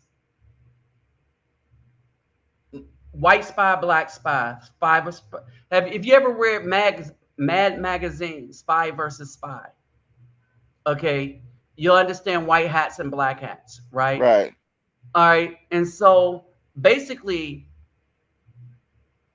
what I think Trump found out the hard way was he thought politics, the presidency was one thing he went in there and saw that it wasn't really with it, that so many people who are unelected has so much power that they, for the most part, call shots, right? And yeah, and so they call shots, and so the thing is, like Trump has always tried to uh, do something for the brothers that he think is trying to pull himself up by the bootstrap. Like he was giving out loans like crazy to brothers that couldn't get it from the bank, that were opening up businesses in New York, and he ran, or he funded Jesse Jackson's two runs for president, right? And so you got to remember him as a, and he genuinely liked being around rich Afro people. That was his crowd. All right. Now, Well, if you the was broke, problem that he had is the rich socialite people wouldn't have nothing to do with him. So oh in order no, for him to that's get that way. shine, You should have looked at the video I did on researching Trump before he got elected. All right. The Trump had Trump Trump's major people that he hung around, but they stabbed him in the back because of politics. When right, he decided to run Republican, they stabbed him in the back. But right. he was close to Oprah Winfrey. He was close to Don King. Of course, he's going to be close to him. All the boxers. He helped keep Tyson out of trouble. All right. Um, Trump stuck by Tyson through all the mess he went through. All right. That's why Mike Tyson is loyal to him now, Yeah, and nobody say anything to him about it. But yeah, anyway, so he funded Jesse Jackson. He was friends with Al Sharpton. So all the big wigs in politics, in media, well, not the people running media, but like the boxers, the hip hop artists, and stuff like that. He was really close to a lot of hip hop artists. Okay, we got King Groove up here. All right. And so he was close to a lot of Afro people, but again, um, even the hip hop artists up in New York, they I have no respect for them, because yeah, like P. Diddy, I have respect for Kanye, and that's it. Because they was all buddy, and it was the black people that stabbed them in the back. He don't owe us a damn thing. Black people stabbed him in the back, right? And a lot of the things he got wrong, we thought was we would some of us thought like him too, because of how the media pushed things, but he was wrong. The one thing with Kaepernick, I was against him for that, for and then remember, because I start putting out the national anthem, what it really says, especially the third verse. All right. And so with all of that, but when I look at his job as the president, right? Would I pick him for a priest? Hell no. I don't want him to read. I got some Bible to read. No, Trump, go on. Hey, can we talk about history? No, Trump, go on. But business, he ran presidency well, and he made peace deals all over the place. Dude had it rocking, and he ruled with an iron fist too. Well, he couldn't rule with an iron fist. He was being checked. I mean, he kept Russia and Ukraine from going at it. You know what I'm saying? Yeah. No, what he did was he was able to make deals. Remember when I said Trump is going to win, and I said we're going to have peace while Trump was in office. And if you go back and look at those videos, I said, is this for one reason? And I said, Trump builds what? What do Trump build with his name on it? He builds hotels everywhere. There's a Yeah. Trump in Brazil. There was a Trump in everywhere. There was a Trump hotel. He builds hotels. Do you know what you got to do to build a hotel in New York? You got to get with the Teamsters. And you know who runs the Teamsters, right? We just ain't going It to. ain't the Boy Scouts. Okay. So you got to be able to negotiate with the Boy Scouts.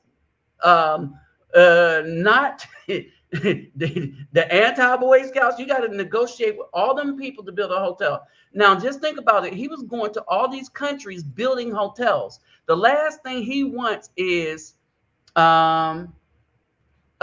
got LeVar's son out. He got a bunch of people out of jail. Trump was releasing people from jail and getting people out of jail in other countries. What's her name would not be behind bars now as Trump was the president, right? Now, with that said, though, this dude built hotels and make deals. He can only make deals and build hotels after he get out if there's relative peace.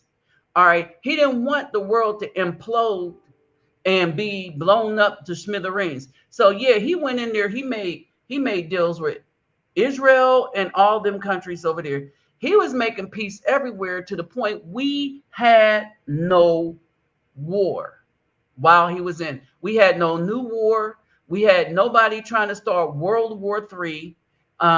We didn't have none of that. Why? Because he's a builder, and builders are looking at, okay, they looking at the bottom line. They looking at the bottom line. And sometimes war is bad for people who build hotels. They want everybody happy. They want everybody spending money to get to those hotels. And I kept trying to tell people, I said, and I remember telling y'all got for as long as Trump in to get y'all's finances in order. Because if people put a Democrat in, this country is going to be through. People thought I was lying. Go ahead, King. Yeah, it's crazy right now, and I think what he was is he was able to keep everybody off kilter because he would go back and forth on different things, and you never knew what he was thinking. Exactly. Whereas you know exactly what Biden is thinking. He's thinking come on, sabotaging pipelines and all of that stuff. Yeah, you know exactly what he's thinking. Yeah. All right, and so Trump, Kim Jong-un didn't fire a single missile. All right, and so but he negotiated on a premise of what's the best deal for me? What's the best deal for us? That's how he went in. He went into every negotiation. What's the best deal? This is not, you heard him. This is a bad deal. This is a bad deal. Yeah, and he made a lot of sense because, for example, he kind of was picking a fight with China and saying we were stupid because how are you going to give all of your top secrets to a country to build electronic stuff for you? Yeah. He's like, because they can spy on us because we gave them the technology to do it.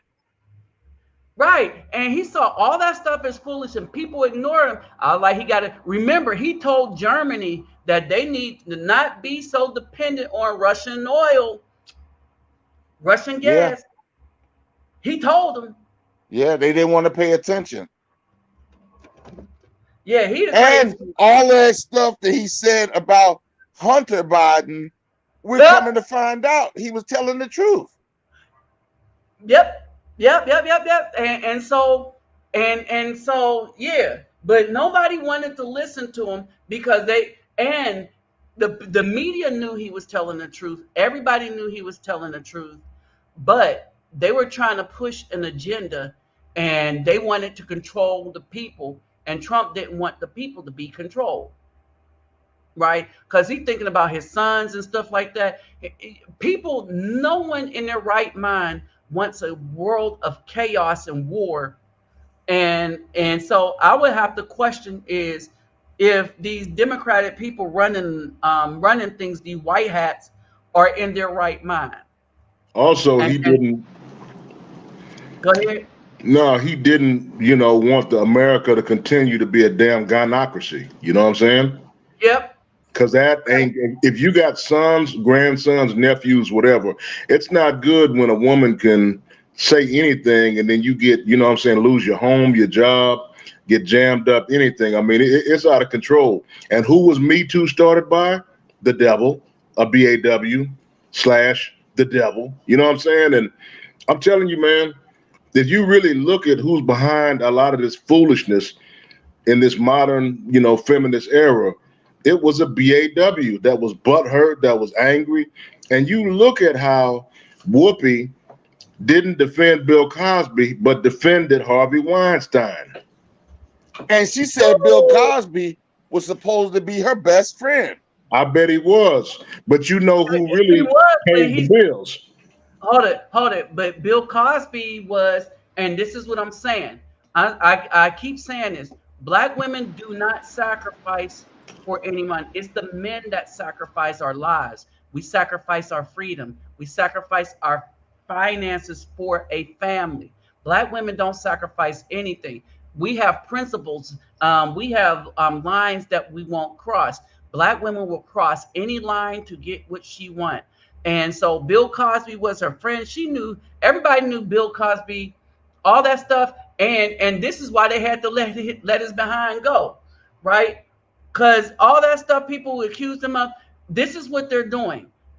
People saying, well, you don't have to be guilty. All you have to do is be able to pay a crowd to come out and say you did something, and then people can throw you in jail. No evidence, no nothing. Bill Cosby went to jail with no evidence, no nothing.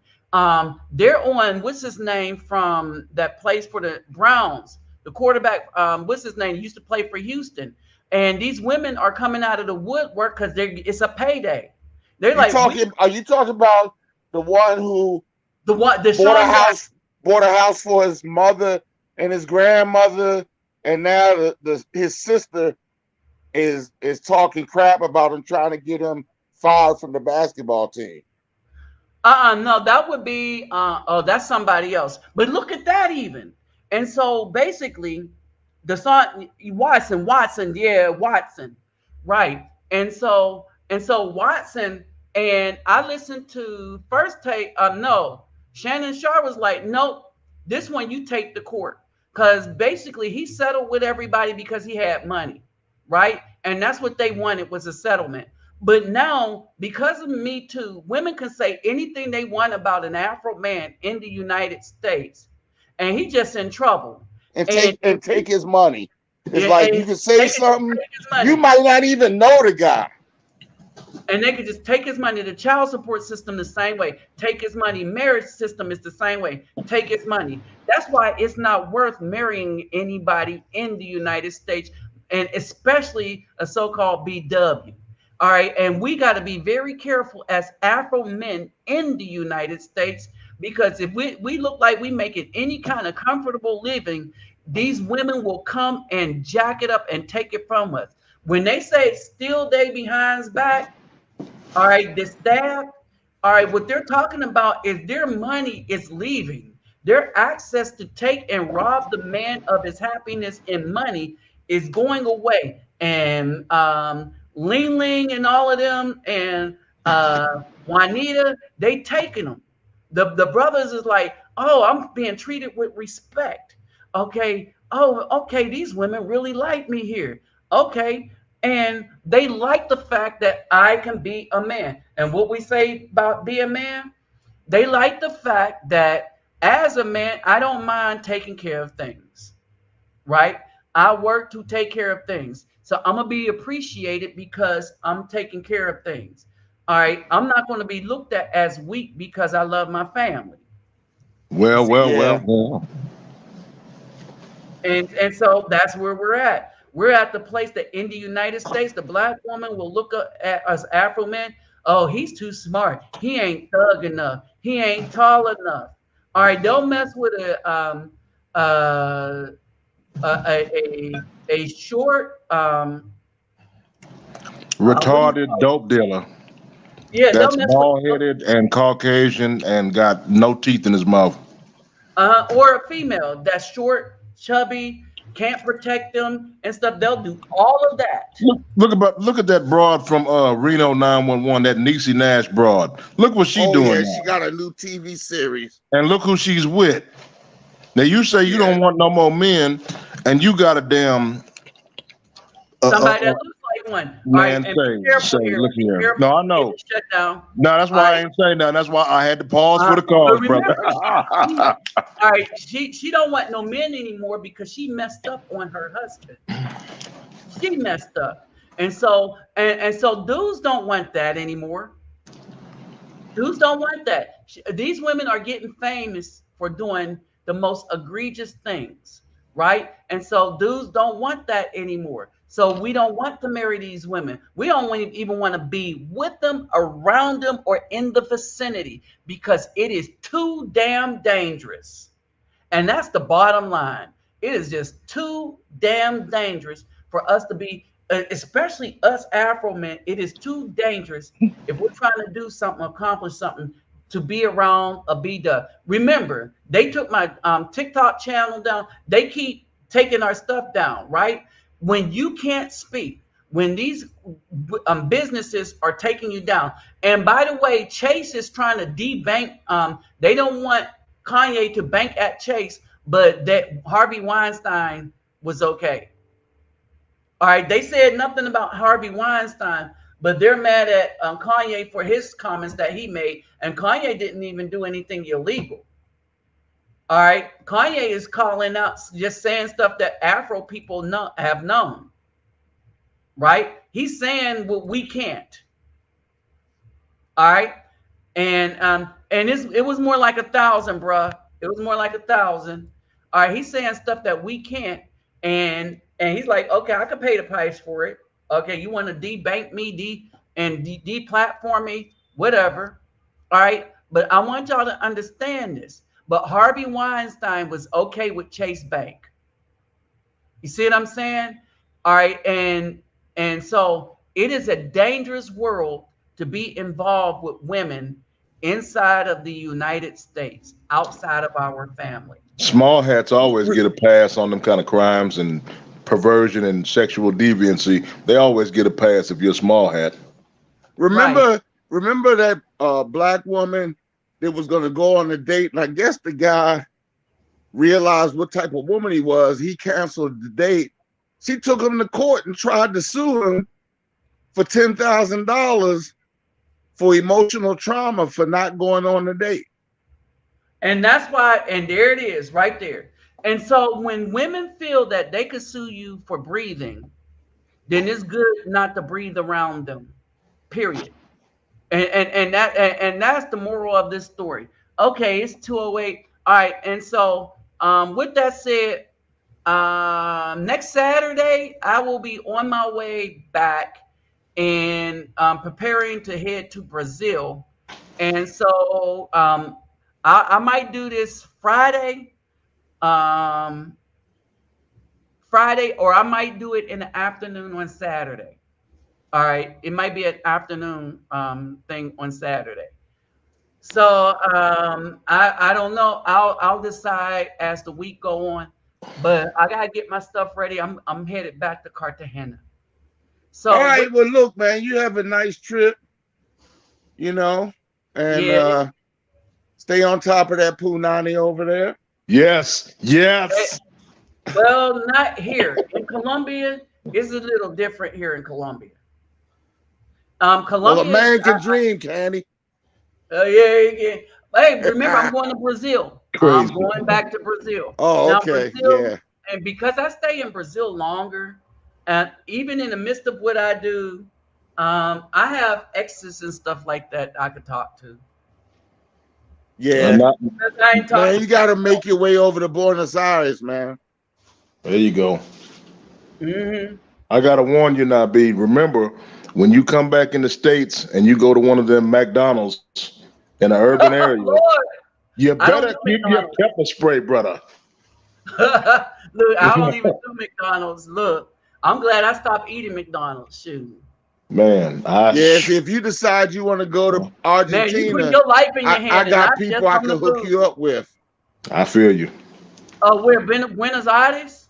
If you want to go to Buenos Aires, I can hook you up with some people that'll show you around. Okay, that'll work. Yeah. I might do that. Just let me know, man. All right. So with that said, y'all, I'm out. Peace, love, and soul. I'll holler at y'all All later. right. Peace up. Take care.